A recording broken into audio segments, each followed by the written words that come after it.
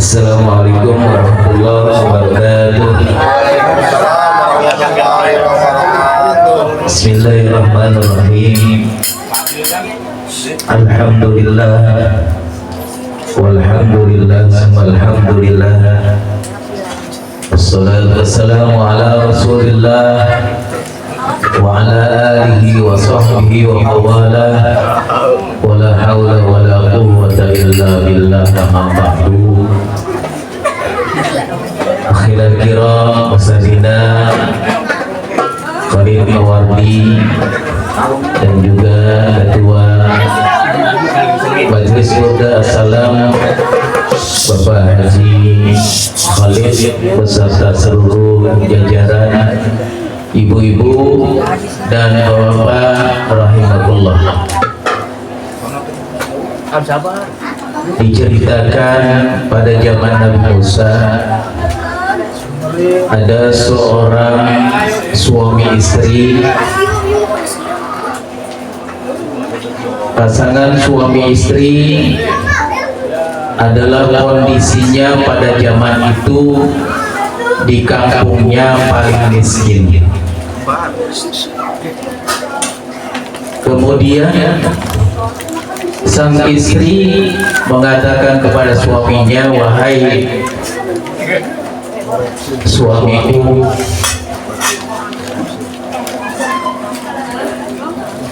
Nabi Musa adalah kan utusannya Allah, maka setiap nabi itu doanya diijabah.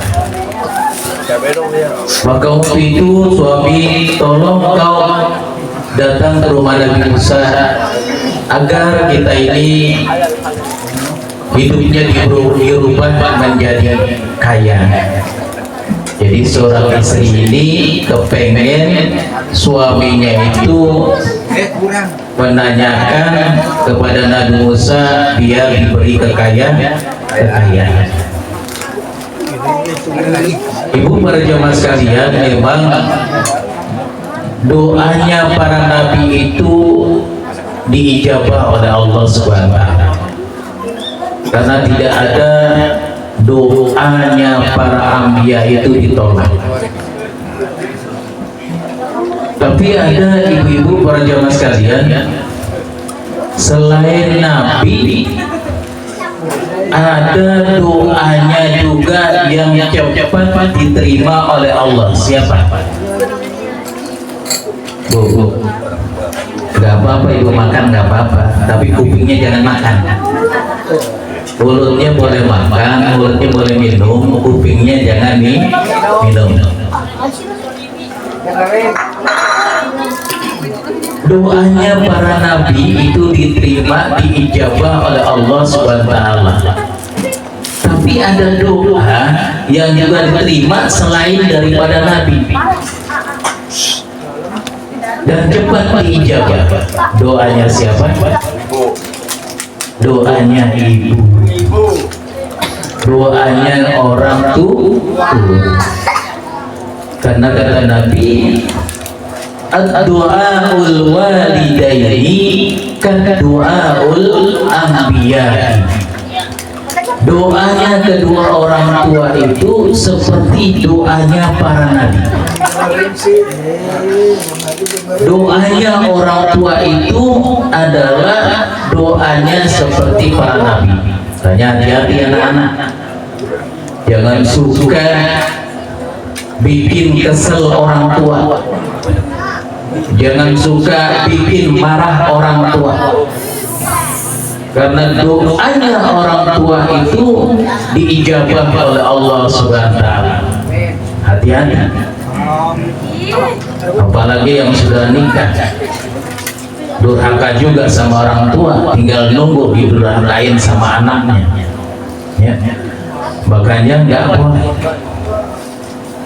Nah, selanjutnya kemudian kata si suaminya itu, baiklah istriku, nanti kita datang ke rumah Nabi Musa alaihissalam. Sampailah kedua pasangan suami istri ke rumah Nabi Musa. Maka katanya suaminya, ya Musa, ya Nabi Allah, aku ini kepengen jadi orang kaya. Untuk itu engkau mintalah kepada Allah, tolong aku ini menjadi orang kaya. Kemudian Nabi Musa alaihissalam berdoa kepadanya, yang akhirnya kata Allah, ya Musa, engkau katakan kepada dua pasangan calon suami istri, pasangan suami istri itu, saya kabulkan doa engkau dan aku akan kirimkan kekayaannya, tapi dengan syarat kekayaannya itu aku cuma kasih 1 tahun. Jadi di pasangan suami istri diberikan kekayaan yaitu cuma satu tahun. Maka akhirnya pulanglah suami istri itu, yang akhirnya sampai di rumah si suami istri itu bingung. Kenapa bingung? Karena rumahnya hilang. Rumahnya hilang. Suamiku, mana rumah kita ini? Iya, mana ya Bu rumah kita? Maka ketika dilihat itu, kemudian ada yang ngasih tahu, wahai bapak ibu, itu rumahmu itu, yang besar itu rumahmu. Rumahku kecil, rumahku reot, rumahku jelek, katanya. Itu rumahmu. Maka untuk itu, ya Allah, baru saja aku kata Nabi Musa, dan kata Nabi Musa, aku doanya diijabah dan aku dikasih kekayaan. Mungkin ini memang rumahku. Maka kemudian masuk kedua pasangan suami istri itu. Bapak Ibu hadirin sekalian, dalamnya banyak sekali harta kekayaan. Harta kekayaannya kemudian dinikmati terus. Kemudian si istrinya mengatakan sama suaminya, Bang, kalau harta ini kita nikmati berdua, nggak ada habis-habisnya, Bang.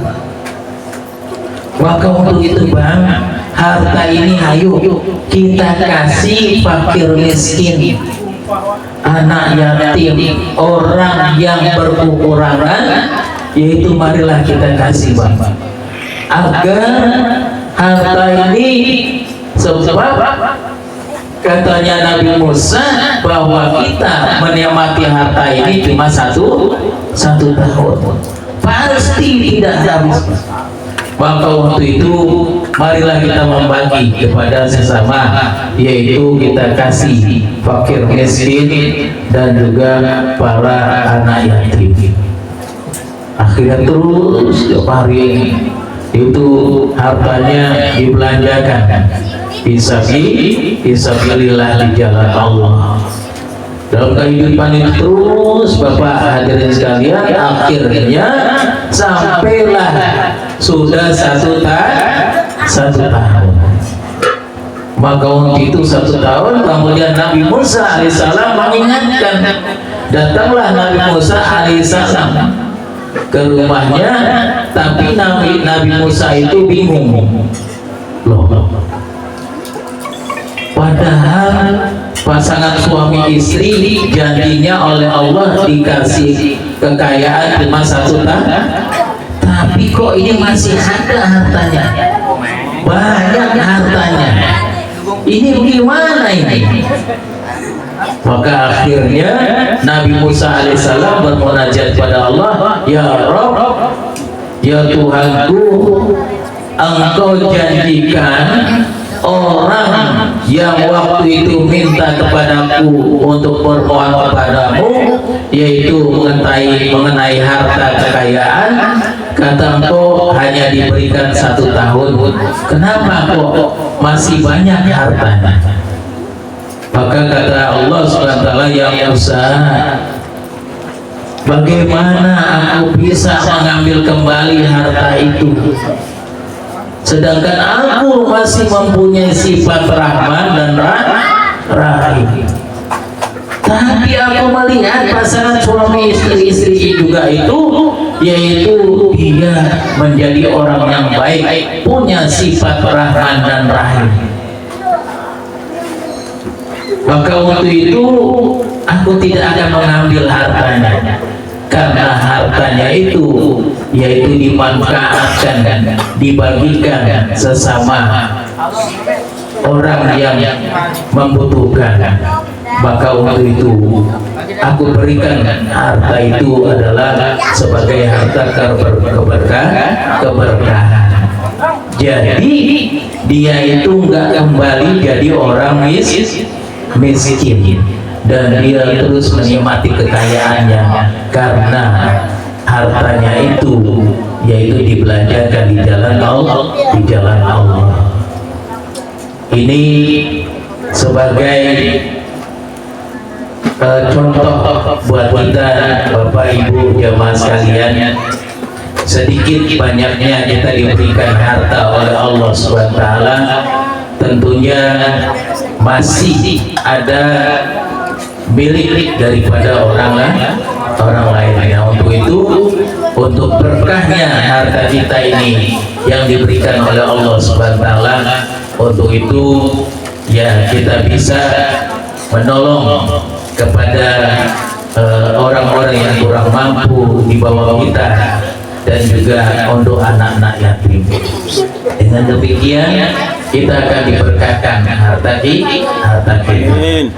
Dan terakhir, kalau kita memiliki harta yang banyak, untuk itu yang pertama saya ingatkan, yang perlu dibantu adalah bukan orang yang jauh, ibu para jamaah sekalian, bukan sumbangan-sumbangan yang ada di televisi, bukan sumbangan-sumbangan yang ada di Palestina, tapi yang pertama adalah yaitu saudara kita sendiri, keluarga kita, terutama keluarga kita. Ini kadang-kadang saya lihat, mohon maaf, ada kakak orang yang berada, tapi adiknya kurang mampu. Teganya si kakak itu yang punya kemampuan melihat adiknya dasternya sobek 3 lubang, nggak dibeliin, pancinya sudah bolong, pura-pura nggak tahu ya. Padahal yang diperintahkan adalah disuruh keluarga kita dulu. Jika keluarga kita ini miskin, maka yang ada berkecukupan kita tolong. Apalagi orang tua kita pisah rumah, orang tua kita netepin rumah yang lama, rumahnya udah reot, rumahnya udah kebocoran, rumahnya udah rusak. Si anak yang ada kemampuan, dia punya rumah sendiri, rumahnya bagus, tapi orang tuanya nggak tengok-tengokin. Bahkan Masya Allah, kebocoran orang tua kita, rumahnya nggak ditengokin. Nah ini kadang-kadang seorang anak ini sudah melupakan jasa-jasa orang tuanya. Maka untuk itu mudah-mudahan kita yang hadir di majelis burda ini tidak demikian. Kita selalu sayang kepada orang tua, dan terus kita masih ada orang tua kita terus merawatnya, dan terus kita berikan kebahagiaan kepada orang tua kita. Kita punya kakak atau punya adik yang kurang mampu, tentunya marilah ya kita bantu mereka, kita sejajarkan dengan kita sendiri, karena memang kita dalam satu keluarga. Mudah-mudahan demikian. Ini saja yang saya dapat sampaikan. Mudah-mudahan bermanfaat. Allahul muwaffiq ila aqwamit thoriq. Assalamualaikum warahmatullahi wabarakatuh. Waalaikumsalam warahmatullahi wabarakatuh.